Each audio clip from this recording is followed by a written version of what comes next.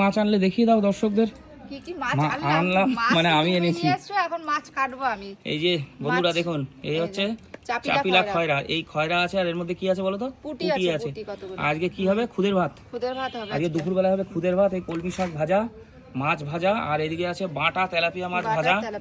এগুলো কি original tilapia না? হ্যাঁ এগুলো মনে হয়, আমি জানি না তো।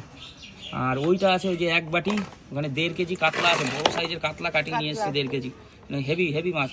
ওই মাছটা রেখে দেবে, আজকে খাওয়া হবে না। ওই মাছটা ফ্রিজে থাকবে, কালকে খাওয়া হবে। হ্যাঁ যদি কেউ খায় ভাজা খাবে, না সে খেলে খাক, কোনো ব্যাপার নেই। আমার এখানে মাছ খাওয়ার কোনো বাধা নেই।